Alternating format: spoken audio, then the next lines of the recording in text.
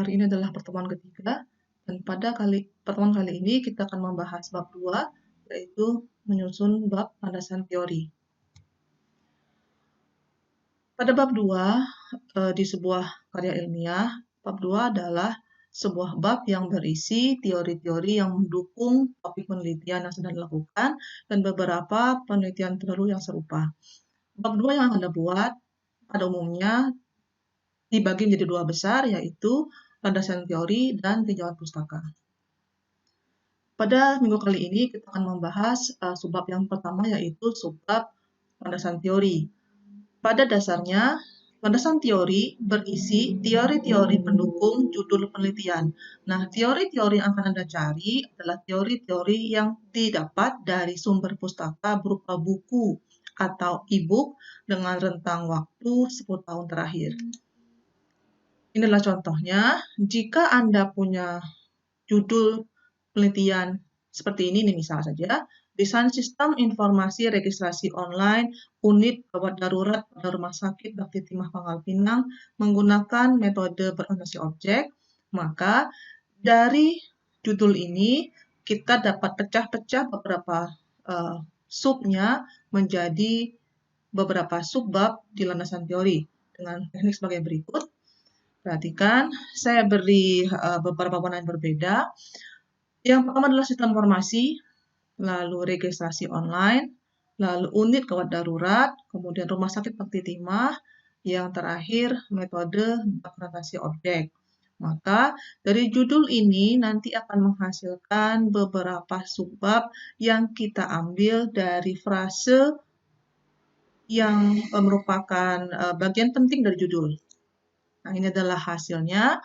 Maka jika ini adalah judulnya, maka kita punya 5 subbab untuk bab 2. Yang pertama, sistem informasi. Yang kedua, registrasi online. Yang ketiga, unit gawat darurat. Yang keempat, rumah sakit Bakti Timah. Yang kelima, metode berorientasi objek.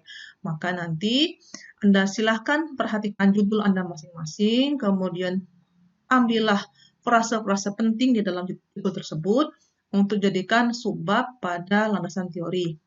Kemudian, berapa banyak subbab yang didapat tergantung dari judulnya, maka tidak ada batasan atau ketentuan berapa yang bisa dibuat. Jumlah subbab yang dihasilkan itu berkaitan dengan judul yang dibuat. Nah, maka berdasarkan hasil pembagian frase dari judul, maka dalam contoh ini landasan teorinya akan mempunyai 5 subbab. Setelah mendapatkan pola subbab dari judul penelitian, maka selanjutnya adalah mengisi tiap subbab tersebut dengan sumber pustaka yang relevan. Sesuai namanya, yaitu landasan teori, maka sumber pustaka yang digunakan adalah textbook, buku teks atau e-book.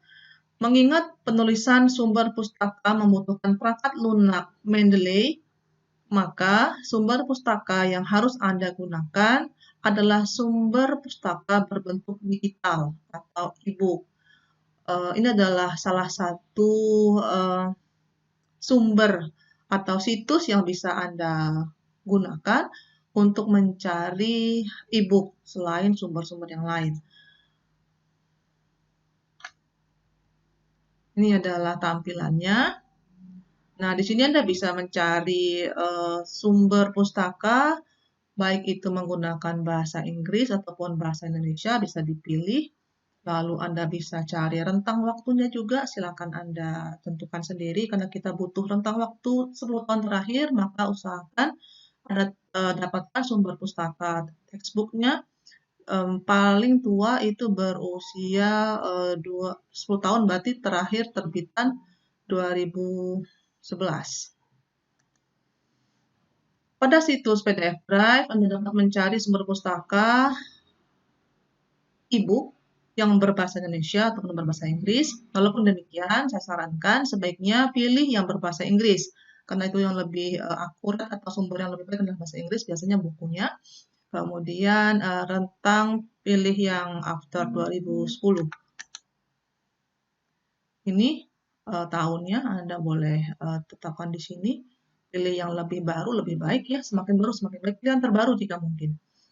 Kemudian bahasanya, boleh pilih bahasa Inggris atau bahasa Indonesia. Selain situs pdfdrive.com, Anda bisa menggunakan situs lainnya, asalkan bisa mendapatkan e-book yang sesuai dan mendukung teori pada judul yang Anda gunakan.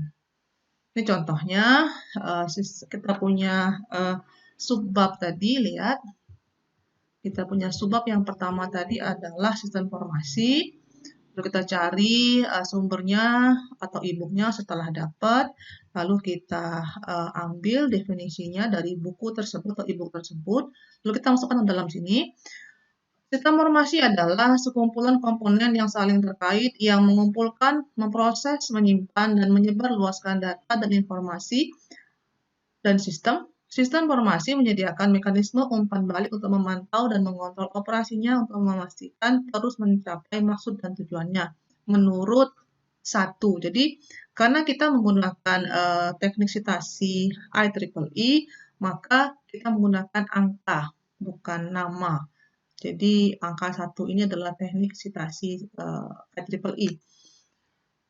Dari contoh tersebut, perhatikan bahwa definisi apapun yang Anda cantumkan adalah definisi yang Anda kutip dari sumber pustaka cetak atau e-book.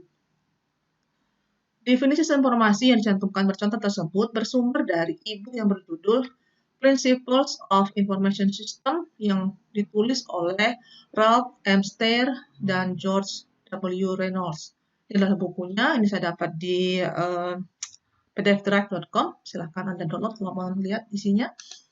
Kemudian, pada saat mencantumkan sumber referensi di landasan teori, perhatikan di panduan skripsi sistem informasi, Anda diminta untuk menggunakan style IEEE. Terdapat banyak sekali standar penulisan yang berlaku di dunia, seperti IEEE, APA, Chicago, AD, ACS, APA, AMA, ASA, APA, CSE, Harvard, dan lainnya. Dari sekian banyak tersebut, yang kita pakai untuk skripsi Anda terutama adalah standar IEEE. Berdasarkan standar IEEE, kutipan atau citation yang ditulis dalam suatu tulisan atau teks harus diberi nomor. Nomor yang diberikan sesuai dengan urutan dalam teks dan bersesuaian dengan nomor pada referensi yang digunakan dan ditulis di akhir dokumen yang dipublikasikan. Ini disebut dengan daftar pustaka nanti ya. Semua yang dikutip nanti akan disusun urut dalam sebuah daftar pustaka. Ini adalah contoh membuat sumber pustaka penjelasan teori. Teknik membuat citasi penjelasan teori dengan IEEE tidak lagi dilakukan dengan cara manual. Namun saat ini, sekarang Anda diminta untuk melakukannya dengan bantuan aplikasi Mendeley. Perangkat lunak Mendeley saat ini tersedia dalam 2 versi, yaitu Desktop Edition dan Institutional Edition. Mendeley Desktop Edition adalah perangkat lunak Citation and Reference Manager yang bisa didapatkan secara gratis, maka Anda bisa download di internet, lalu kompatibel dengan berbagai pengolah data dan OS yang Anda pakai. Ini adalah fitur-fiturnya, jadi fitur inilah yang membuat Mendeley saat ini dipakai hampir oleh semua peneliti ketika membuat penelitian, ketika membuat sumber pustaka, ketika memasukkan sumber pustaka ke dalam tulisan, orang saat ini semua menggunakan Mendeley karena ada akurasi di sana, ada kemudahan, dan ada sinkron data antara yang Anda tulis dalam citasi dan daftar pustaka. Lalu kemudian untuk membuat sumber pustaka penjelasan teori, maka yang Anda harus lakukan adalah siapkan dulu aplikasi Mendeley-nya, Anda download dari internet, kemudian install di laptop Anda, lalu nanti saya lampirkan tutorialnya, bisa Anda ikuti, atau bisa Anda search di internet, nggak apa-apa. Setelah Anda punya aplikasi yang terinstall, baru Anda cari e-booknya, di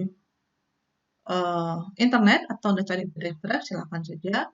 Lalu setelah punya sumber pustakanya, sudah punya Mendeley terinstall, pelajari cara menggunakan Mendeley-nya, lalu baru Anda siap menulis bab 2.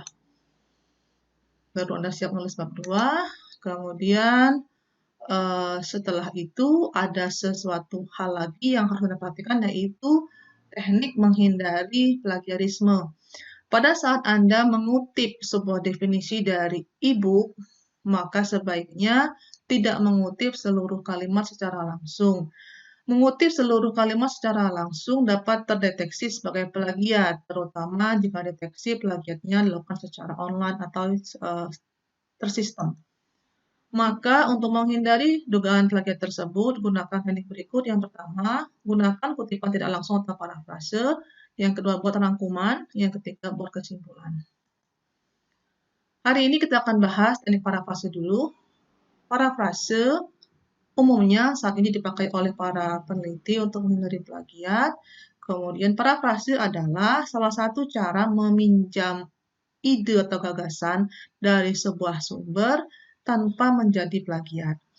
Menurut Kamus Oxford Advanced Learner Dictionary, parafrase merupakan cara mengekspresikan apa yang telah ditulis dan dikatakan oleh orang lain dengan menggunakan kata-kata yang berbeda agar membuatnya lebih mudah untuk dimengerti. Perhatikan kata-kata yang berbeda. Jadi, bagaimana kita mengekspresikan hal yang sama dengan cara yang berbeda. Jadi, ketika orang lain bilang A, kita akan bilang bukan A, tapi bilangnya adalah abjad pertama, itu misalnya.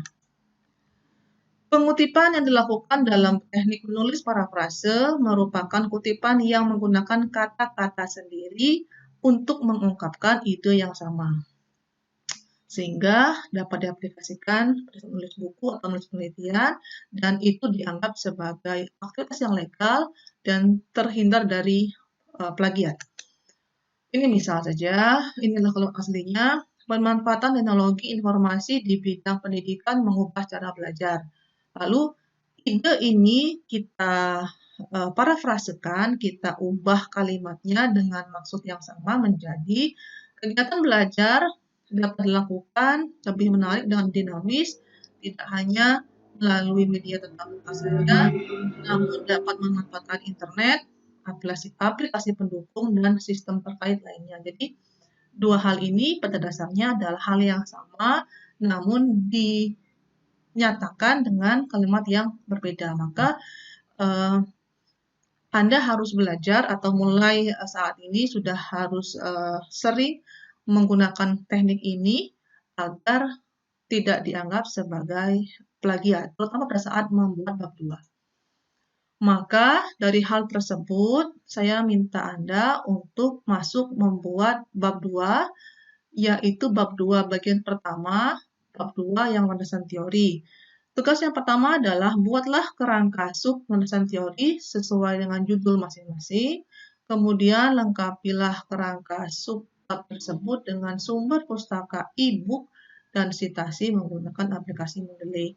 Nanti akan saya lengkapkan dengan contoh bab 2-nya dan tutorial Mendeley-nya untuk memudahkan Anda memahami seperti apa sebenarnya membuat bab 2 dengan lebih baik. Jika ada pertanyaan, silakan sampaikan ke grup WA masing-masing kelas. Terima kasih. Assalamualaikum warahmatullahi wabarakatuh.